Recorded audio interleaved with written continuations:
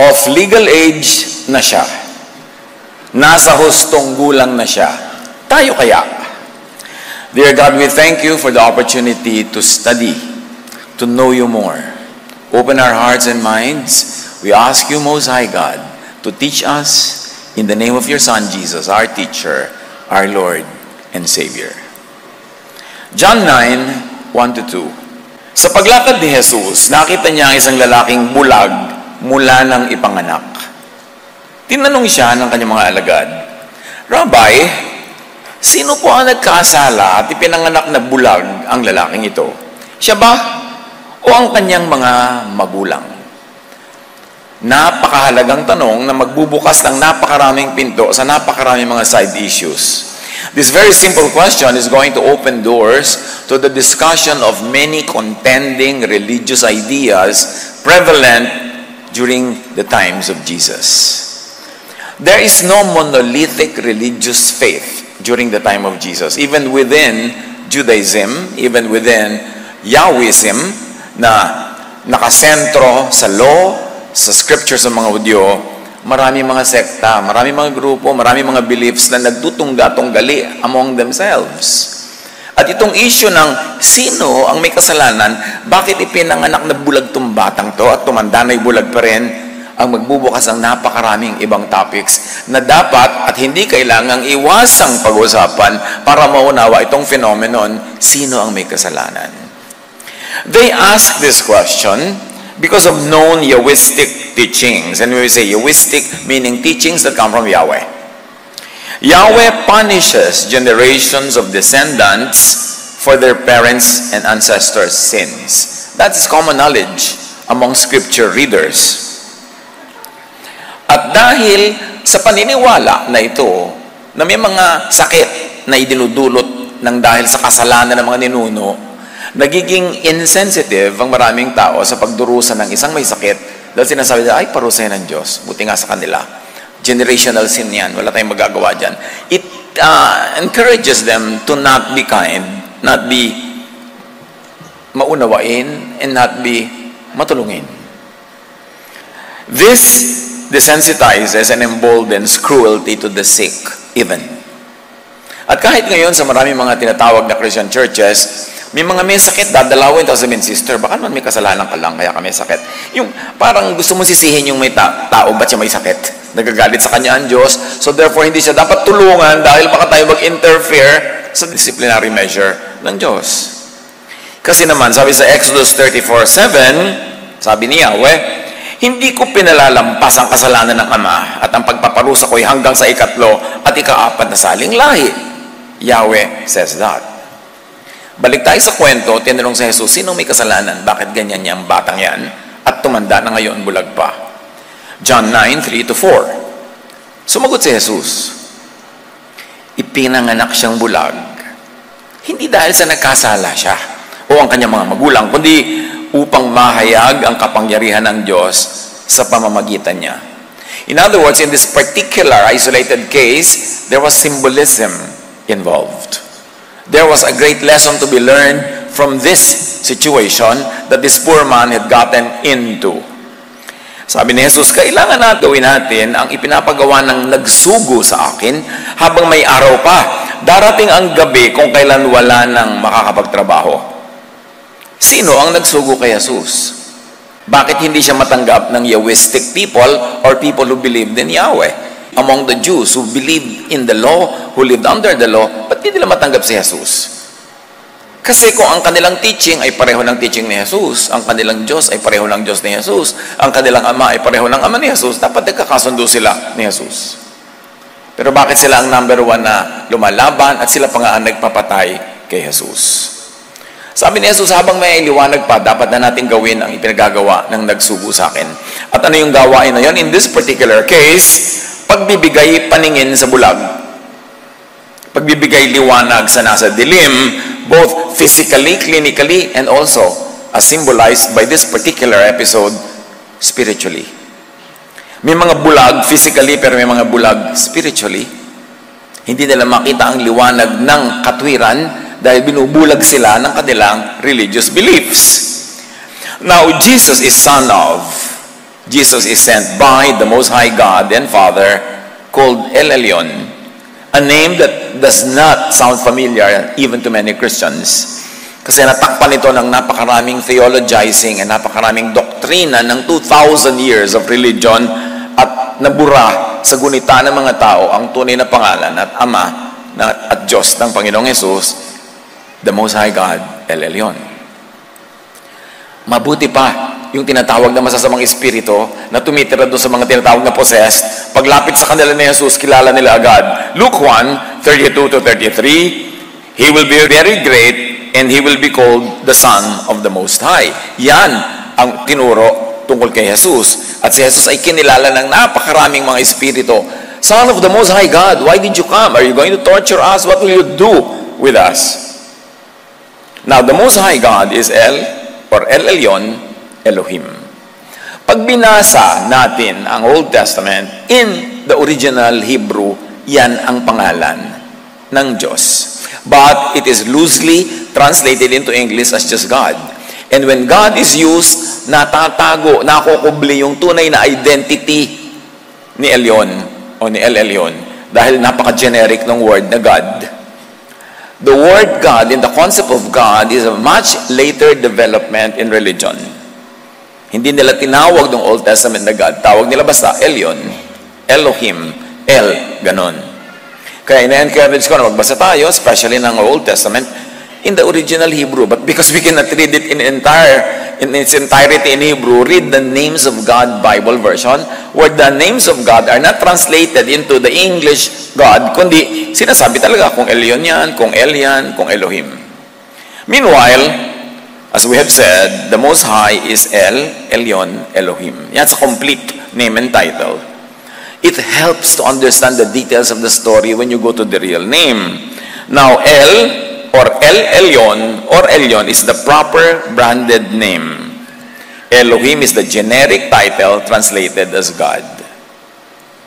So, Elyon is usually translated as just God.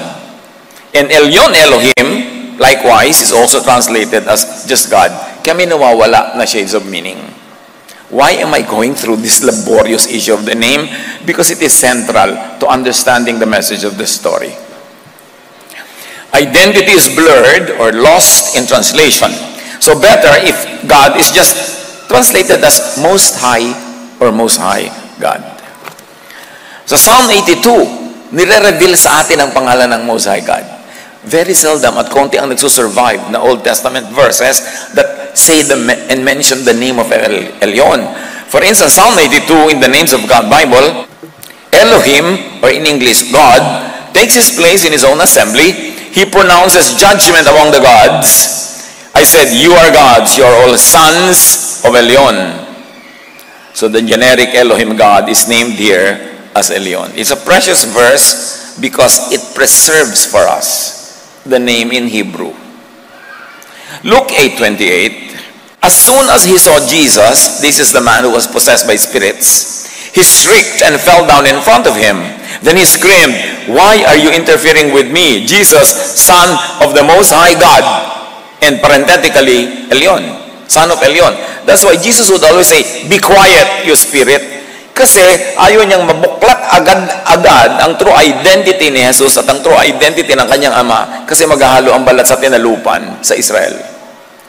Kung sino siya talaga. So sabi niya, be quiet. Nagtataka ba kayo, lagi niyang pinapatahimik yung mga spirit? Be quiet.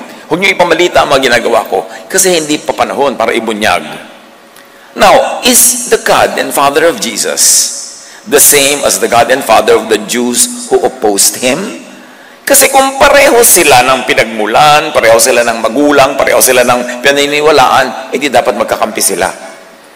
Pero bakit walang ginawa yung religious establishment in Israel kundi kontrahin si Jesus? Sila pa nga ang nagpapatay. Duty ng bawat isang tunay na nananalig kay Jesus na buklatin ang mga issue na to. Alamin, ano ba talaga, what was at stake? Ano talaga ang pinag-aawayan at ano talaga ang dahilan? That's why they want to silence Jesus and even kill Him. John 8:42, Jesus told the Jews, remember, nung panahon ni Jesus, maraming gera ng mga religious belief. Hindi mag-isa lang o hindi dalawa lang. At malaking issue, kanino kang anak? Sino ang ama mo? Kasi, kung may mga kasalanan nga yung mga magulang nila, pinaparusahan pa sila ni Yahweh hanggang 4th generation. Sabi ni Jesus sa John 8:42, if my God, and my is parenthetic there, if my God were your Father, you would love me. Because I have come to you from God. Sinabi ni Jesus, kung talagang ang Diyos ang inyong Ama, or much more clearly, kung talagang ang Diyos ko ang inyong Diyos, kung talagang ang Ama ko ang inyong Ama, inibig sana ninyo ako. Sapagkat sa Diyos ako lang galing. But you don't love me. So, ang God and Father ba natin ay magkaiba? John 9:4-5, sa pagpapatuloy ng kwento about this man who was blind from birth. The night is coming, sabi ni Jesus, and no one can work.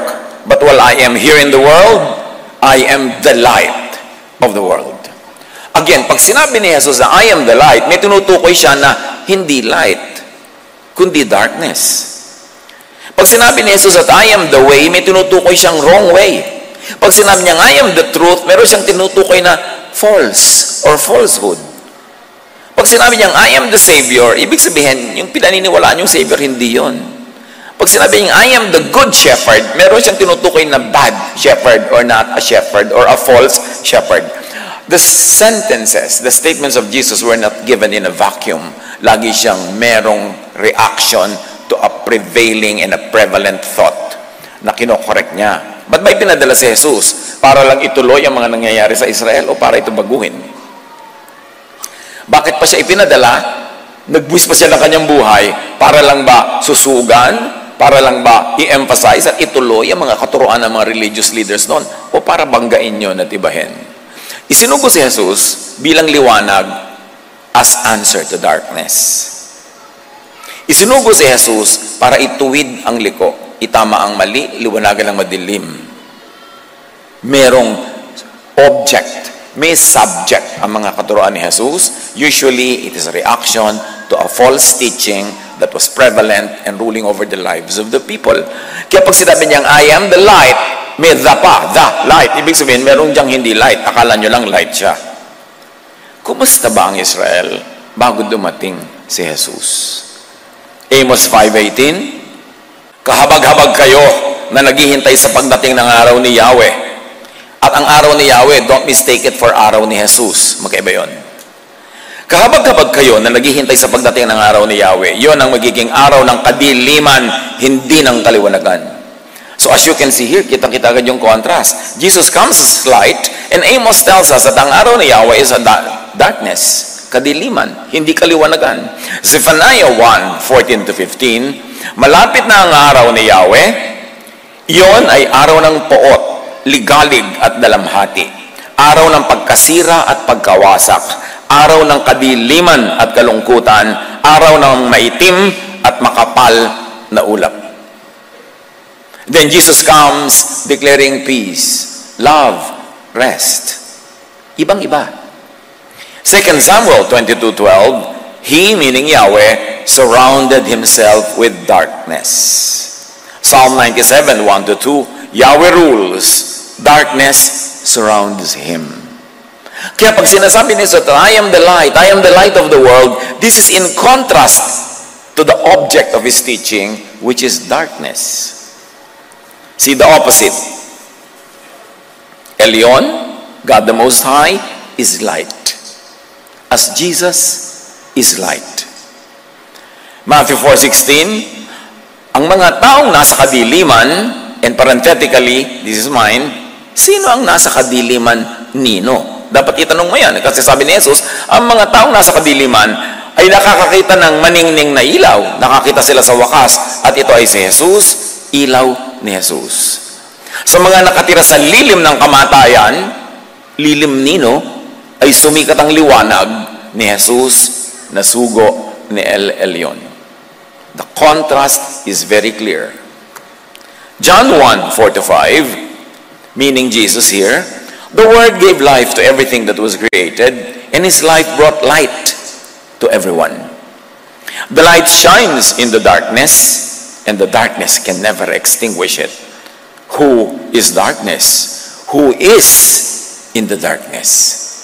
Kasi sabi, dumating si Jesus upang papagliwanagin ang kadiliman at ang mga nasa kadiliman ay mahahango sa dilim at hindi magagapi ng kadiliman ang liwanag ni Jesus. There is contention here. There is conflict. And we have to resolve it inside our minds para malaman natin kung saan tayo tatayo. John 8:12, Jesus spoke to the people once more and said, I am, not anyone else, not somebody else, I am the light of the world. If you follow me, not someone else, not darkness, you won't have to walk in darkness. Under whose darkness and dark shadow do they walk in? Because you will have the light that leads to life. If to life, then they are not in life. Simpleng statement ito pero pag hinimay-himay mo, maraming ibinubunyag.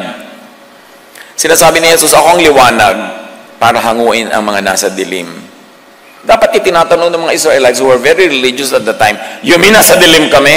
Oo nga, kaya ako dumating You mean? Yes. Kaya ako sinasabi sa inyo, I am the light of the world. Kaya sabi ko sa inyo, come to me all of you who are tired and heavy laden and I'll give you rest. Dapat tinatanong ng mga religious Israelites, you mean pagod kami? Bakit? Di ba kayo pagod? Hindi ba nakakapagod ang inyong religion? Katakot-takot na bawal, katakot-takot na batuhan, judgment, rejection. Sabi ni Jesus, come to me and I'll give you rest. My yoke is easy and my burden is light. Dapat tanong ng mga Israelites, you mean ang burden namin ngayon heavy? Kaya ko nga kayo bibigyan ng kapalit na burden, light and easy, restful and peaceful, because that's what you need. That's what you do not have, in spite of or because of your religiosity. 2 Corinthians 4:6, sapagkat ang Diyos na nag-uutos sa magkaroon ng liwanag sa gitna ng kadiliman, ay siya ring nagbigay liwanag sa aming isip, upang makilala namin ang kaluwalhatian ng Diyos na nakahayag sa mukha ni Kristo. Kaninong mukha nakahayag ang liwanag ng Diyos? Kay Kristo. So bago dumating si Kristo, ano ang napapala nila? Di ba dilim? Kaya nga dumating para magpaliwanag. So nasa kadiliman ba mga Israelites? Alam natin yung sagot. Kaya dumating si Jesus as light. Ephesians 5:14, at nalalantad ang lahat dahil sa liwanag. Gumising ka, ikaw na natutulog. Bumangon ka mula sa libingan. So dead sila. At liliwanagan ka ni Kristo. This is a statement on the spirituality, religiosity, and the life of the people under the law. Under Yahwism, under Pharisees. 1 John 1:5, ang Diyos ay liwanag at walang anumang kadiliman sa Kanya. Remember, ang Diyos, ang tunay na Diyos ay liwanag, walang anumang kadiliman sa Kanya. Paano kung may kadiliman? Paano kung madilim? Di hindi Diyos. Hindi tunay na Diyos. Kasi ang tunay na Diyos ay liwanag at walang kadiliman sa Kanya. Balik sa kwento ng lalaking bulag mula pagkabata. John 9:6-11. Pagkasabi nito, dumura si Jesus sa lupa at gumawa ng putik. Pagkatapos ipinahid niya ito sa mata ng bulag. Sinabi ni Jesus sa bulag, pumunta ka sa imbakan ng tubig sa Siloam at maghilamos ka doon. Pumunta nga ang bulag, naghilamos doon at pagbalik ay nakakakita na. From darkness to light. Nakita nyo agad yung symbolism, kaya siya symbol. From darkness to light. From kabulagan, nakakakita na. Dahil hinipo siya ni Jesus na nagdadala ng liwanag. While this has a very physical and practical value, yung storya sa actual na buhay ng tao, may mas mataas sa kahulugan siya as symbol of higher truth. Sinabi ng mga kapitbahay niya at ng mga nakakakita sa kanya nung siya'y namamalimos pa dahil bulag, hindi ba yan ang lalaking dating nakaupo at namamalimos? Sumagot ang ilan, yan nga. Sabi ng mga iba, hindi, kamukha lang. Kaya't nagsalita ang dating bulag, ako nga po yun. Paano kang nakakakita? Tanong nila. Sumagot siya, Ang lalaking tinatawag ni Jesus ay gumawa ng putik at ipinahid yun sa aking mata. Pagkatapos sinabi niya sa akin, pumunta ka sa Siloam at maghilamos. Pumunta nga ako at naghilamos at nakakakita na ako. John 9:12-14, nasan siya? Nasan yung lalaking yan na nagpagaling? Tanong nila sa kanya, hindi ko alam. Sagot niya. Nagsiyasat ang mga Pariseo tungkol sa pagpapagaling. You know, the Pharisees are the religious leaders, arbitrators between what's right and wrong, and also judges among the people. Dinala ng mga tao sa mga Pariseo ang dating bulag. Maganda na sana napagaling yung bulag since birth. Pero may problema. A religious issue. Araw ng pamamahinga, Sabbath, nang gumawa si Jesus ng putik at nang pinagaling niya ang bulag. Bawal gumawa ng mga ganyang bagay sa Sabbath. Yan ang sinasabi ng law, yan ang sinasabi ng kailang Yahwistic religion.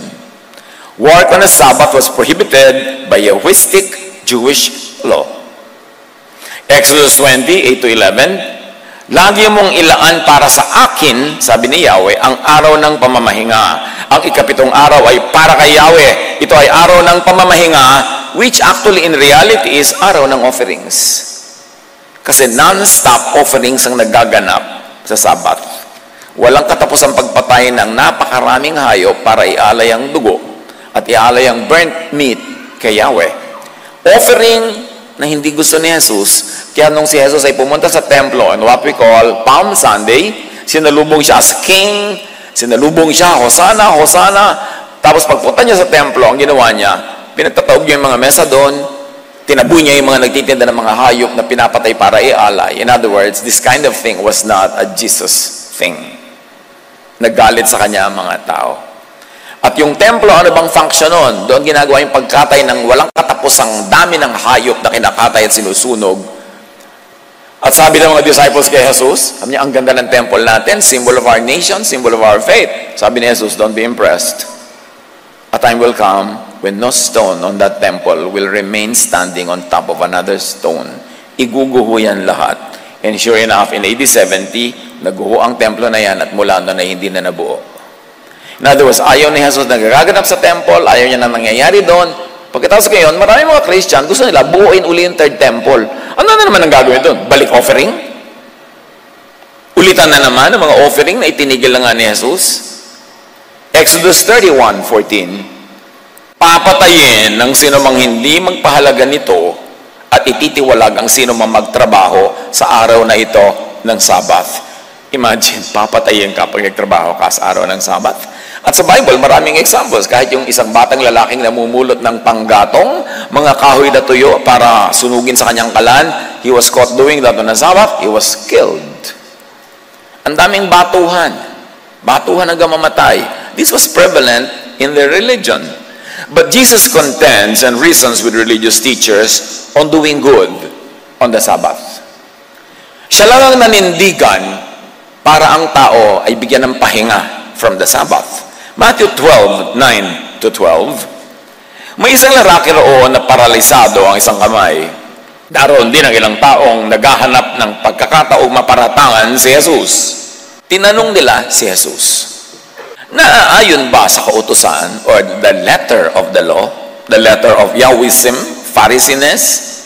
Naaayon ba sa kautusan ang magpagaling ng may sakit kung araw ng pamamahinga? Sumagot siya, kung kayo'y may tupang nahulog sa balon sa araw ng pamamahinga, hindi ba ninyo ito iaahon? Higit na mahalaga ang isang tao kaysa isang tupa. Kaya't naaayon sa kautusan or the spirit of the law, ang gumawa ng mabuti sa araw ng pamamahinga.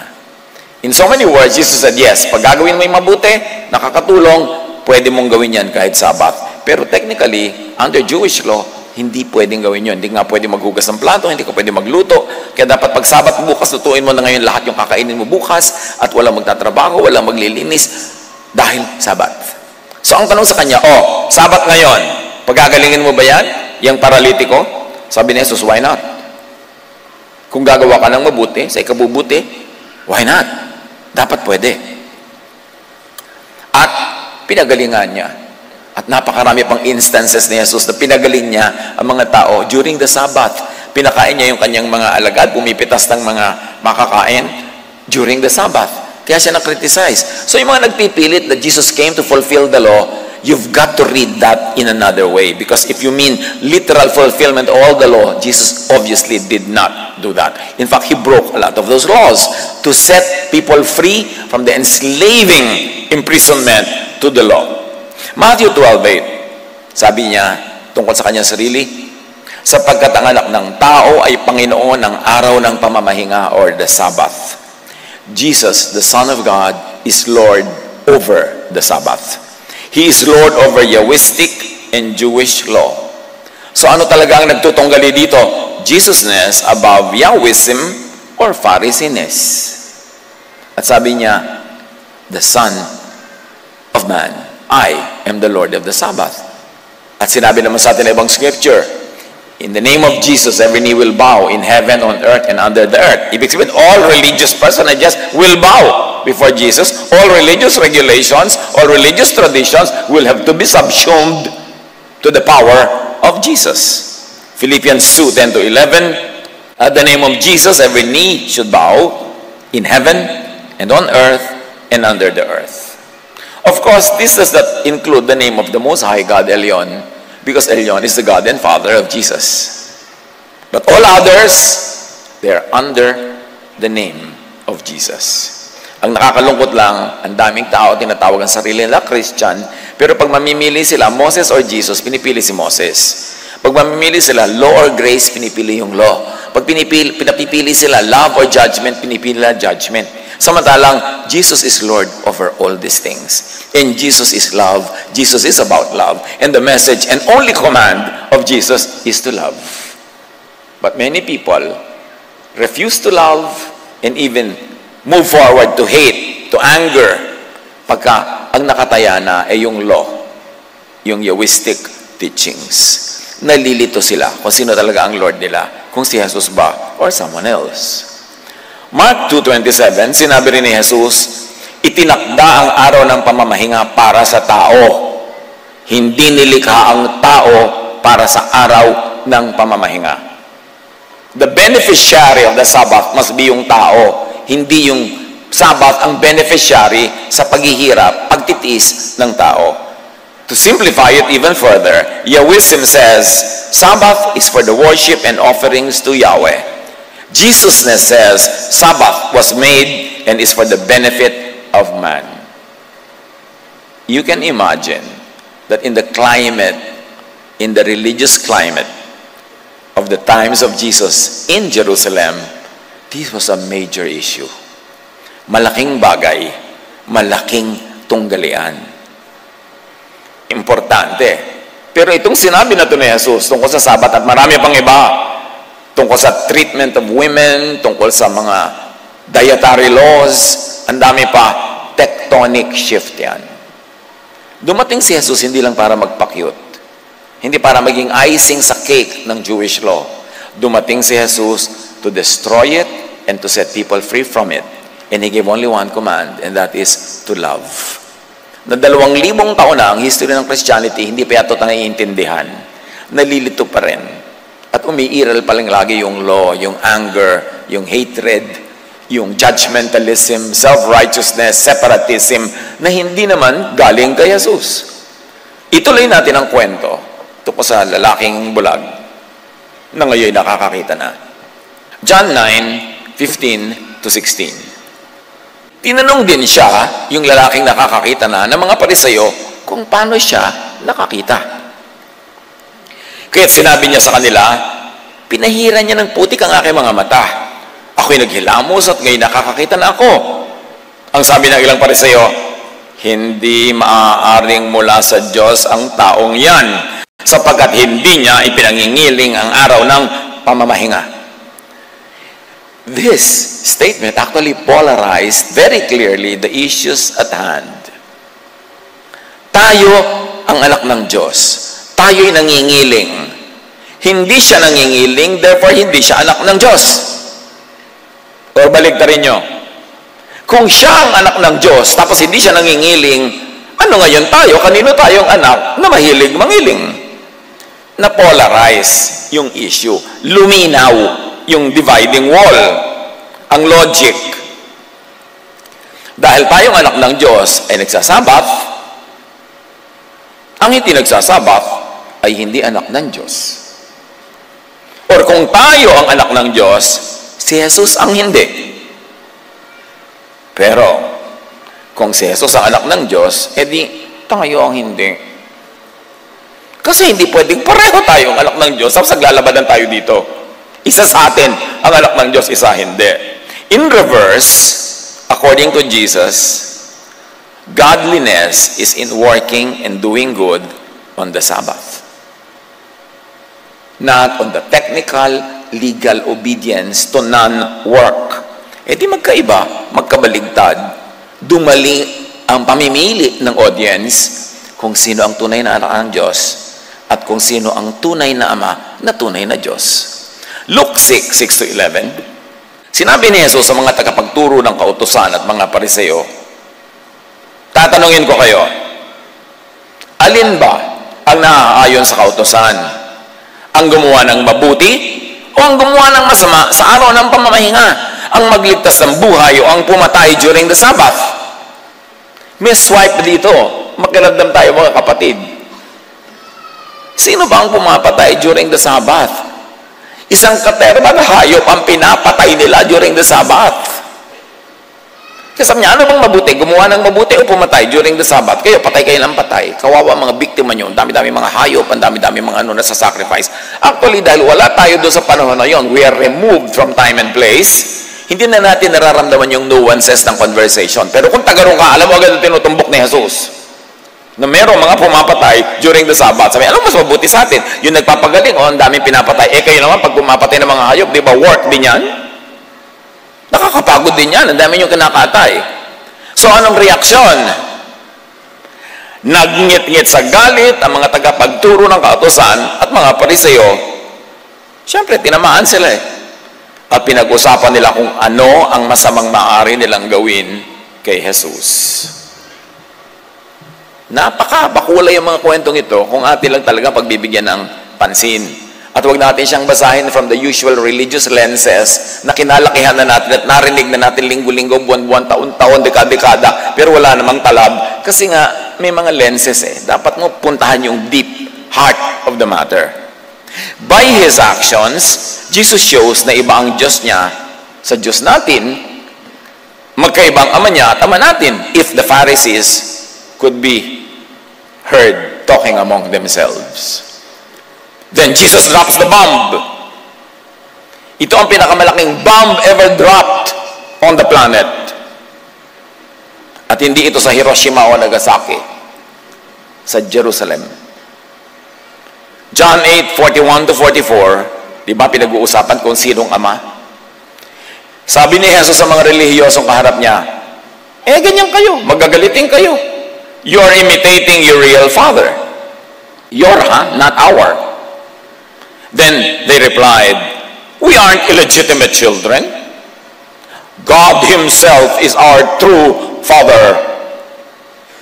Jesus told them, if my God were your Father, you would love me. Because I have come to you from God. He sent me. Kung ang ama nyo ay ama ko rin, kung ang Diyos nyo ay Diyos ko rin, dapat mahal na mahal nyo ako kasi ako ipinadala ng ama. Why can't you understand what I'm saying? It's because you can't even hear me. For you are the children of your father, the devil, and you love to do the evil things he does. Si Jesus ang nagsabi niyan. Ang tunay niyong ama ay ang demonyo. Kaya kayo ganyan. Can you imagine hearing that? Baka nagdududa kayo, buksan niyo yung mga Biblia niyo, i-check niyo kung totoo yan. Kasi nandun. Sa patuloy ng kwento, John 9:16, ngunit sinabi naman ng iba, paano makakagawa ng ganitong mga himala ang isang makasalanan? Tama. Paano nga naman? At hindi sila nagkaisa. Hati-hati ang mga opinion nila. Jesus says anyway that His message and mission would of necessity be divisive. Natural lang na mahahati ang mga tao sa opinyon oras na magturo si Jesus. Kasi ang tinuturo niya ay kabaligtaran ng nangunguna at naghaharing kaisipan nung kanyang panahon. Matthew 10:34-36, sabi ni Jesus, huwag niyong isiping na parito ako upang magdala ng kapayapaan sa lupa. No. Naparito ako upang magdala ng tabak, hindi kapayapaan. Naparito ako upang paglabanin ang anak na lalaki at ang kanyang ama, ang anak na babae at ang kanyang ina, ang mga manugang na babae at ang kanyang biyanang babae, at ang magiging kaaway ng isang tao ay kanyang mismong mga kasambahay. Bakit? Pag-aawayin ba talaga ni Jesus sa mga tao? No. Yung mga tao mag-away-away kasi mamimili sila kung maniniwala sila kay Jesus o sa mga Pharisees. Jesus o priests nila. Elyon o Yahwism. Mamimili sila kaya mag-aaway-away. Grace divides from the law. Love divides from judgment. Jesusness divides from Phariseesness, Mosesness, Yahwism. People only need to understand and choose their side. Kaya hindi pwedeng fence-sitter, hindi pwedeng neutral. Jesusness or Phariseesness. Kasi magkabaligtad. At yan ang malungkot na kalagayan ng maraming Christian churches today. Pinaghalo, salad na Jesusness and Phariseesness, law and grace, judgment and love. So, teka, ano pang papairali natin yan? Ano ngayon? Wednesday, MWF, love. TTHS, law. Paano pa pag Sunday? Bahala na. Ganun na nangyayari. Kaya nalilito ang mga tao kung sila ba magiging mabuti o masama, judgmental o mapagpatawad. Nalilito.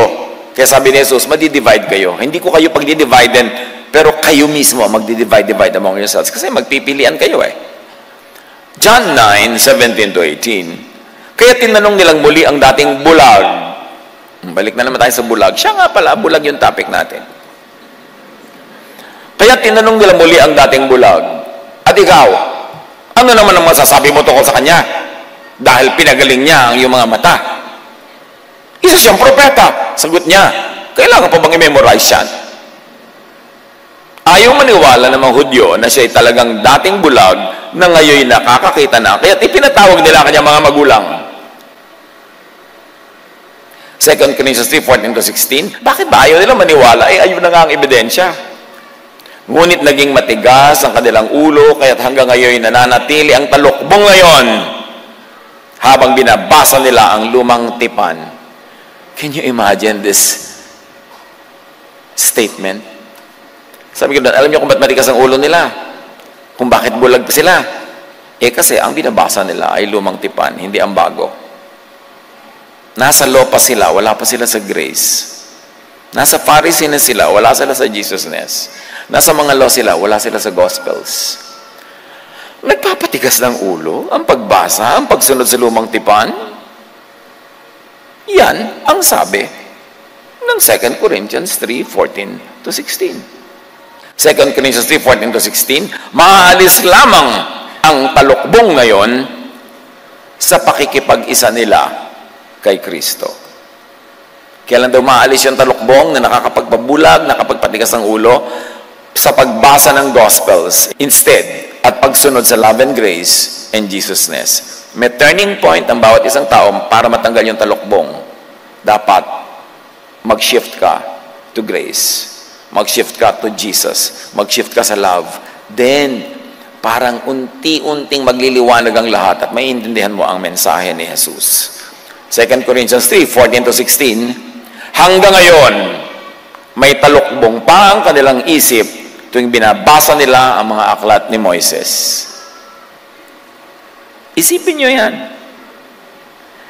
Nakakapagpadilim ng judgment kung nakababad ang utak mo sa law. Nakakapagpadilim, nakakabulag ang pagbasa ng mga alak ni Moses ng law. Yan ang sabi ng 2 Corinthians 3:14-16. Kung ayaw nyo, makipag-away kayo sa 2 Corinthians, wag sa akin, tagabasa lang ako dito. Pero ang linaw-linaw. At sa pagpapatuloy, 2 Corinthians 3:14-16, Ngunit kapag lumapit ang tao sa Panginoon, naaalisan talukbong. Gusto niyo talaga maunawahan si Jesus? Sa Kanya kayo lumapit, sa Kanya kayo maniwala, i-apply yung Kanyang mga katuruan, at lalong lilinaw ang lahat. A one-half Christian is a one-whole nonsense. If you're one-half in Jesus, one-half in Moses, one-half under the law, and one-half under grace, it will be a very confusing universe. John 9:19-23, sa pagpapatuloy ng kwento, ipinatawag yung mga magulang ng taong dating bulag. Anak nga ba ninyo ito? Talaga bang siya ipinanganak na bulag? Anong nangyari at nakakita na siya ngayon? Tanong nila. Patungo sa Jesusness, actually, yung issue, kasi ang lahat ng sagot doon ay si Jesus. Pero, sumagot ang kanyang mga magulang, ayaw nilang sagutin yung tanong. Alam naming anak namin siya, check. At alam din namin siya ipinanganak na bulag, check. Ngunit hindi po namin alam kung ano ang nangyari at nakakakita na siya ngayon. At kung sino ang nagpagaling sa kanya. Siya na po ang tanungin nyo. Nasa hustong gulang na siya. At yan ang title natin. He is of legal age. Sa wakas, lumabas yung title. Siya na po ang tanungin nyo. Nasa hustong gulang na siya. Makakapagsalita na siya para sa kanyang sarili. Ayaw nilang bigyan ng credit si Jesus. Kasi alam nila, kontra ang mga Pharisees kay Jesus. Kahit sariling anak nila na ipinanganak ng bulag ang nakakakita na ngayon, ayaw pa rin nilang bigyan ng credit si Jesus dahil nga bulag sila. Dahil nga nakababad sila sa mga Pharisees, nabubuhay sila sa takot. At ipinaliwanag din naman ng gospel. Ganito ang sinabi ng kanyang mga magulang dahil sa kanilang takot sa mga pinuno ng mga Hudyo. Sapagkat pinagkaisahan ng mga Hudyo na ang sino mang magpahayag na si Jesus ang Kristo ay ititiwalag sa sinagoga. Yahwism, Pharisees create fear. Joined together, fear. People are always afraid. Ito ang dahilan kung bakit sinabi ng kanyang mga magulang, siya ay nasa hustong gulang na. Siya ang tanong ninyo, he is of legal age. So parang symbolism. Yung taong yan, born blind, parang symbol ng Israel. Sabi ni Jesus, di ba?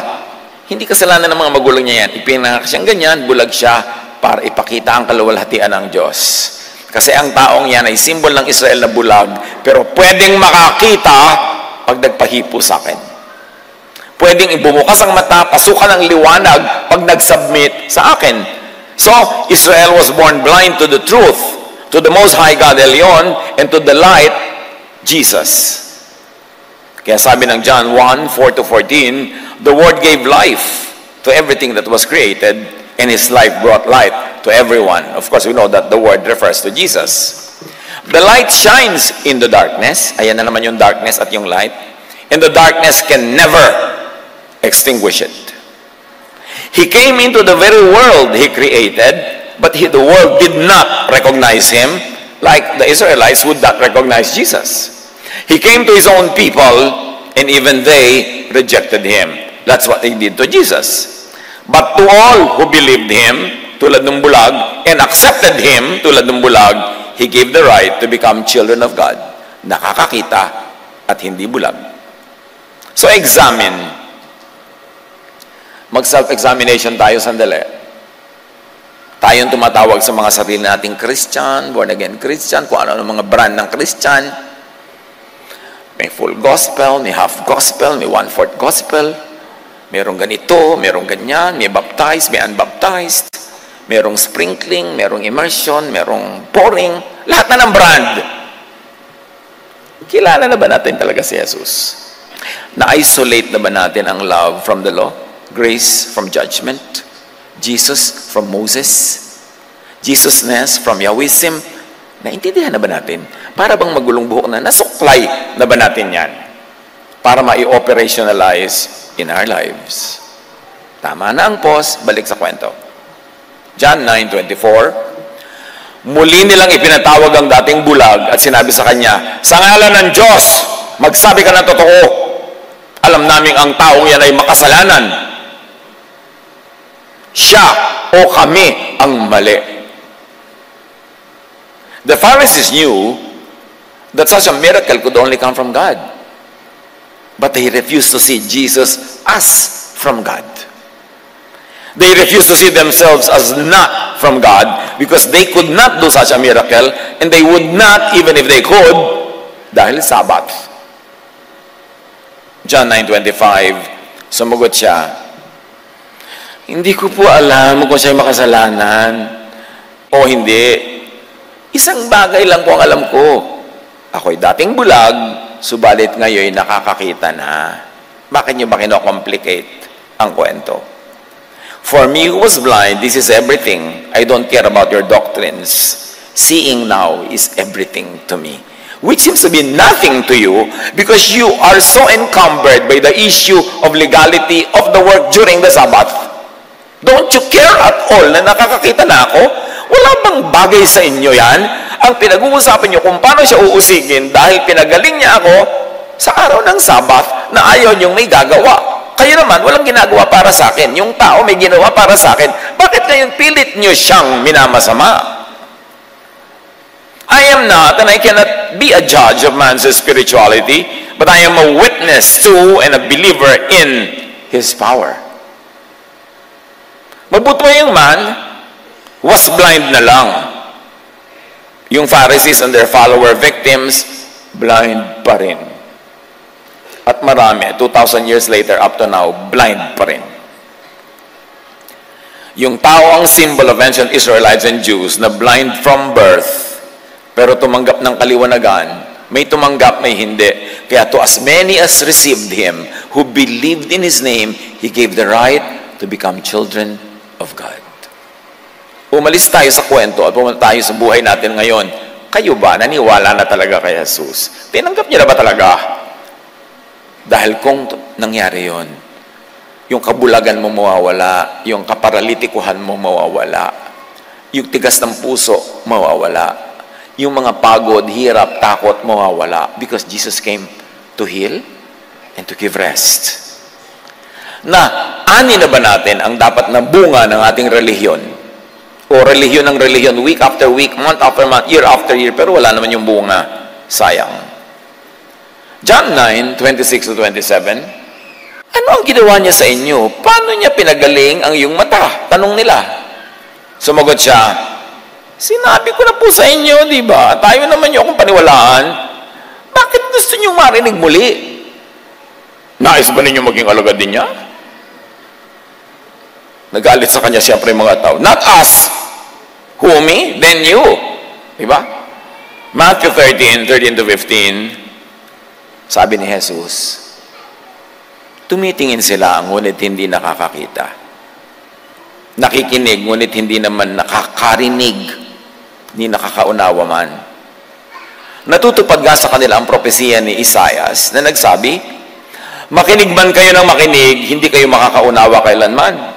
At tumingin man kayo ng tumingin, hindi kayo makakakita kailanman, sapagkat naging mapurol na ang isip ng mga taong ito. Mahirap makarinig ang kanilang mga tainga at ipinikit nila ang kanilang mga mata. Kung hindi gayon, sana'y nakakakita ang kanilang mga mata at nakarinig ang kanilang mga tainga.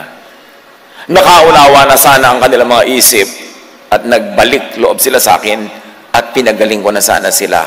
But as it is, this is not happening because people are blind, people are deaf, people are hard-headed because they insist on the law. They refuse the love of God through Jesus, and they insist on the merits of following the law, which no one could follow anyway.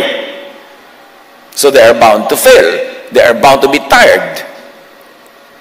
John 9:28-29, then they cursed him and said, ayan na, lumabas na ang Yawisim nila. They cursed him and said, you are his disciple, but we are disciples of Moses. We know God spoke to Moses, but we don't even know where this man comes from. Who curses people and teaches them to curse? But mahilig mag-curse itong mga ito. Malakay tutu, susumpahin ko kayo at ang mga pagpapalang tinanggap nyo. Sa katunayan, sinumpa ko na ang mga yon, sapagkat hindi nyo sinasapuso ang aking mga utos, sabi ni Yahweh.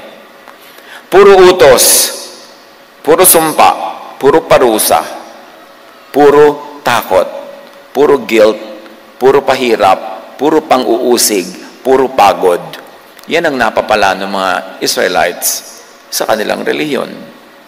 But Jesus, or the Most High God, does not curse. Romans 12:14, bless and do not curse. Effect na yan ng Jesusness. John 9:30-34, sumagot ang lalaki, yan nga po ang nakakapagtaka. Hindi niyo alam kung saan siya nanggaling. Gayon may pinagaling niya ang aking mga mata. Alam nating hindi pinapakinggan ng Diyos ang mga makasalanan. Ngunit pinapakinggan niya ang mga sumasamba sa Kanya at sumusunod sa Kanyang kalooban. This man who was blind at birth had high theology, higher than these experts. He understood the universal principles of godliness beyond the details of daily religiosity. Mula pa nang likhain ang mundo ay wala pa tayong nabalita ang nakakapagpagaling ng mata ng taong ipinanganak na bulag. Sabi niya, sumagot sila, ipinanganak ang lubos sa makasalanan at ngayon nais mo pa kaming turuan? At siya'y kanilang itiniwalag. Yan ang sagot ng mga Pharisees sa lahat ng nangangatwiran, lalo't ang katwiran ay labag sa kanilang mga law, tiwalagan blues. Sino dito ang narito ngayon kasi natiwalag kayo? Magsabi kayo dyan. Alam niyo marami dito refugees. Di ba yung, naku, pagod na po kami doon, dito naman kayo. May pagod din dito, baka akala niyo puro holiday. Naku, puro po sikel, sakal. Okay, maluwag tayo dito kasi hindi naman tayo Diyos. We don't judge people. Pastor, ano pong gagawin niyo doon sa babaeng ganito? Gano'n, ay, bahala ang Diyos sa kanya, hindi ako Diyos. Huwag mo sa akin ibigay ang kaso, hindi ako judge. Basta relax here, hear the words, apply it in your life, wala magpupulis sa inyo, magbabantay at magsasakdal at magja-judge. Kung nagpe-fail kayong sundin, it's a business between you and God. Uy, ayaw ma-judge. Ganun naman talaga si Jesus. Yun talaga ang dapat ating sundin. Rest, dapat. Hindi yung doon sa pinto ng church, ang daming maskara. Pag darating ka, kukunin yung maskara mo. Isuot na natin, magpapanggap daw ulit tayo. Nasa church na tayo. Kailangan natin dito mag-pretend. Walang ganon. Because no one will judge you. It's between you and God. Our work is to declare the words of Jesus. What you do with it is your business. Dapat personal. So, this is Pharisees at work happening in the story, judging others at nagtiwalag. In reverse, Jesusness accepts people. So, dapat yung church, safe place. This church is your safe place. Yung kailangan magpanggap. Pero siyempre, kailangan naman may manners ka. Kailangan naman para kang kabayong darating dito, natapakan na kami lahat. Hindi naman ibig sabihin ng tatanggapin ka. Kahit naman kabayo, nagbe-behave. Di ba? Lalo pag nasa public. Romans 15:7, kung paanong kayo'y malugod na tinanggap ni Kristo, tanggapin ninyo ang isa't isa upang mapapurihan ng Diyos. Which is not happening in the churches. Walang tanggapan, tiwalagan na nagaganap. John 9:35-39, ba't pa napakahaba ng kwentong ito? Kanina pa tayo. Nabalitaan ni Jesus na ang lalaking pinagaling niya ay itiniwalag ng mga Pariseo. Sabi ni Jesus, congratulations! Dapat pag itinitiwalag ng mga Pharisees mo, congratulations! Kaya't nang matagpuan niya ito ay kanyang tinanong, sumasampalataya ka ba sa anak ng tao? A reference of Jesus to himself. Sumagot ang lalaki, sino po ba siya, Ginoo? Sabihin niyo sa akin upang ako'y sumampalataya sa kanya. Siya'y nakita mo na. Siya ang kausap mo ngayon. Wika ni Jesus. Can you imagine? I mean, the Son of God revealing Himself to you face to face? Sumasampalataya po ako, Panginoon, sabi ng lalaki. At sinamba niya si Jesus. Buti na lang natiwalag. Kasi kung hindi, nandun pa rin siya. Paano siya sasamba kay Jesus? Sinabi ni Jesus, naparito ako sa mundong ito upang humatol on what is truthful and what is false. parenthetic statement 9. At nang sa gayoy makakita ang mga bulag, at mabulag naman ang mga nakakakita. Not moral or eternal judgment, but light for self-examination. Yun ang ibig sabihin ng judgment ni Jesus. Because Jesus was not sent to judge, but to save people from judgment. John 3:17. Usong-uso sa atin yung John 3:16. For God so loved the world that He gave His only begotten Son, that whoever believes in Him will not perish, but will have eternal life. And then people stop there and don't proceed to 17. 17 is equally important. Isinugo ng Diyos ang kanyang anak, hindi upang hatulan ng parusa ang sanlibutan, kundi upang iligtas ito sa pamamagitan niya. Jesus does not even judge. Jesus saves from judgment. Understand that. Hindi yung pag may ginagawang mali ang mga tao, ayan na si Jesus. Panakot. Pag wala si Jesus, ayan na ang pastor. Yung mga magulang dyan, pag may malikot na bata, ayan na si pastor. May panakot. Ganon din ang ginagawa nila, ayan na ang Diyos. Yung bawal sumaya, dadating na ang Diyos. Kailangan, behave ka. Hindi naman ganon si Jesus eh. John 9:40-41, narinig ito ng ilang pariseyong naroon at sa kanilang tinanong, ibig mo bang sabihin mga bulag din kami? Sumagot si Jesus, kung kayo ngay bulag, hindi sana kayo hahatulang may sala, kasi bulag kayo. Ngunit dahil sinasabi niyong nakakakita kayo, nananatili kayong may sala, nagiging answerable tuloy kayo, because you pretend to know. Buti pa, tanggapin niyo lang, hindi niyo alam, hindi niyo kilala. Tulad ng lalaking ito, sabi niya, sino po ba siya? At nang masamba, inamin niya na hindi niya alam. Kung talagang bulag, hindi hahatulan. Yung nakakakita raw, pero ayaw pa rin tumanggap ng liwanag, ang hahatulan. Karami nating binasa at nag-excursion kung saan-saang subtopics, but they are all interrelated. Kaya nga ang title natin, of legal age na siya, tayo. Of legal age ba tayo? Dumating na ba tayo sa punto ng buhay natin na pwede tayong magpasya para sa ating sarili? Ito, sabi ng mga magulang, of legal age na siya, bahala siya. Meron ba sa atin ngayon hanggang ngayon, hindi tayo makapamuhay in our faith dahil kinokontrol tayo ng magulang, ng lola, ng lolo, ng auntie, ng kung sino man, o ng mga Pharisees, ng mga religious leaders, hindi ka makapagsalita dahil natatakot ka sa Pharisees, hindi mo maituro sa Jesus dahil natatakot ka sa mga makamoses. Are you of legal age? Are you taking control of your life? Are you acting responsibly so that you could open your eyes and ears to the truth? Oras ng makakita, makarinig, at magpatiwalag from Pharisees to Jesusness. Dahil yun ang paraan para lumaya. Don't be blind to the works of Jesus. Don't be deaf to the teachings of Jesus. Dahil ang umaalingaw sa tenga natin ay mga teachings ni Moses, teachings ng kung sino-sino pa. Jesus is God's messenger. And that God is El Elyon. Know that. Understand that. Sa kabila ng mga dekadang relihiyon, baka ngayon lang narinig ng iba sa atin yan. Pag-aralan, bumawi. Dahil marami tayong dapat na catching up to do in knowing our Lord, our Savior Jesus Christ, and His Father, the Most High God, El Elyon. Turuan niyo po kami, Ama, na patuloy na rumunong, magbukas ng isip, maging objective, to accept correction, to accept the light, kahit kuminsan ay nakakasilaw, para makita namin ang iyong liwanag. Pagbulay-bulayan natin ito sa sandaling katahimikan, hanapan agad ng personal application sa ating pang-araw-araw na buhay. Be alone with God for a while.